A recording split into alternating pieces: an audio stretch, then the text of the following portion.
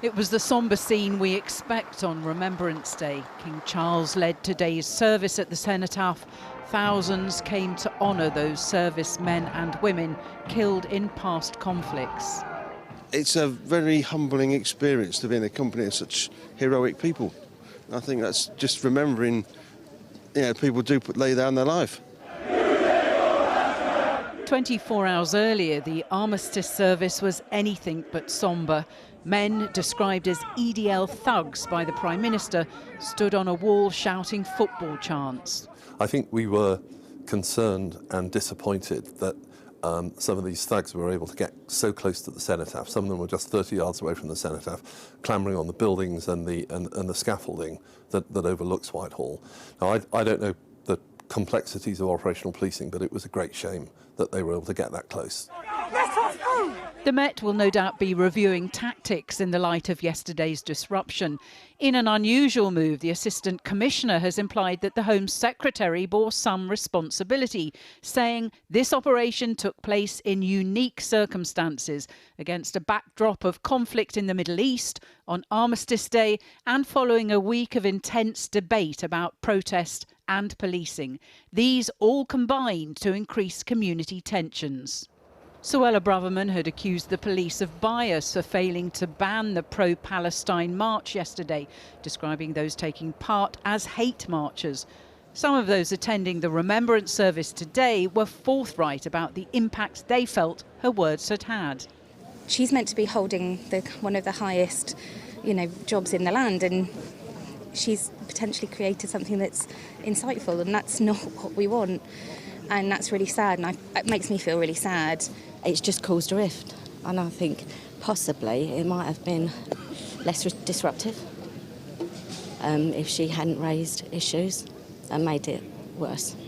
The Defence Secretary was saying little when we caught up with him. Good morning, Mr. Shapps. What is the importance of today, please? Should the Home Secretary resign? Thank you. I'm sorry, I do have to get to my next. But in an earlier interview, he denied that the Home Secretary's comments had encouraged the far right. EDL, the extreme right-wingers, were already coming to protest. They'd already called for that protest. The march that we saw from the pro-Palestine side was already taking place, and we've already seen in previous weeks the laws being broken and some arrests, and I think an anxiety to see more arrests and prosecutions and people dealt with properly. The pro-Palestine march may have passed off relatively peacefully, but there was trouble later with protesters throwing fireworks at the police.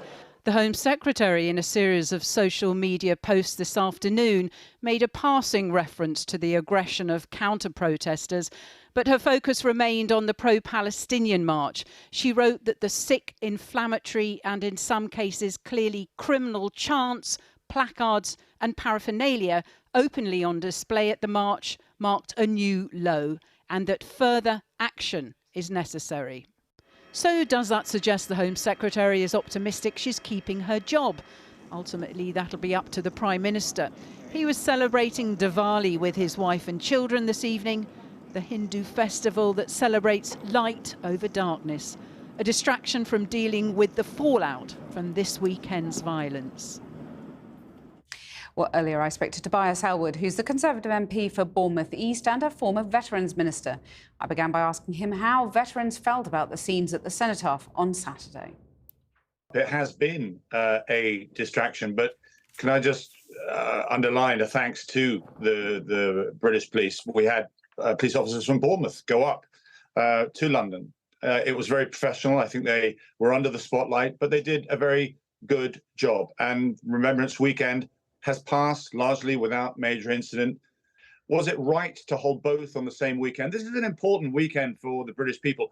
In our diaries, as we reflect, say thank you to the fallen dead, to those who have worn the uniform, those who wear the uniform as well today. And that's why the Prime Minister, I think, was right to say, please, can we not have this on the same weekend? Do you think that the Home Secretary, by stoking debate, actually provoked some of that disorder we saw yesterday? Was she partly responsible?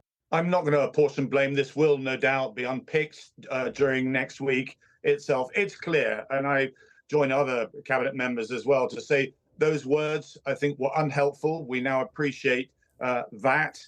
Are you content that she remains your Home Secretary and looks as if she will do for the foreseeable future?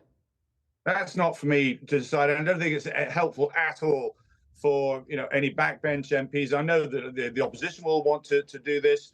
The Prime Minister is very well versed as to what happened last week, better placed than others as to what's going on. It is for next week. Today, I still got another remembrance event to participate in with the Royal British Legion. I'm still focused on that. You've made clear that you'd rather that the march yesterday didn't take place this weekend of all weekends.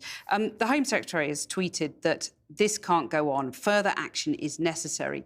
Do you think, would she be justified in directing the Mayor of London to intervene, to ban marches like this in future?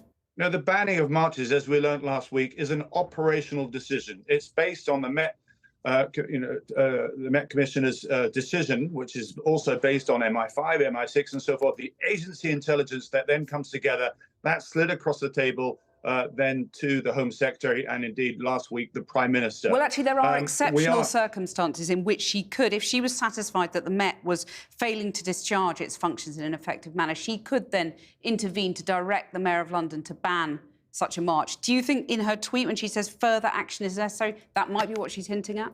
Well, the concern I had in saying that I didn't believe this, not to ban these marches, I think that would be wrong, but simply to postpone them so that it didn't overshadow an important day in Britain's calendar. But where we move forward from here has to be intelligence-based. But there is a concern that there are elements, radicalized individuals that take advantage of these wider events to pursue a very different agenda than the peaceful agenda that, thankfully, we saw most people pursuing on Saturday. Tobias Ellwood, thanks very much.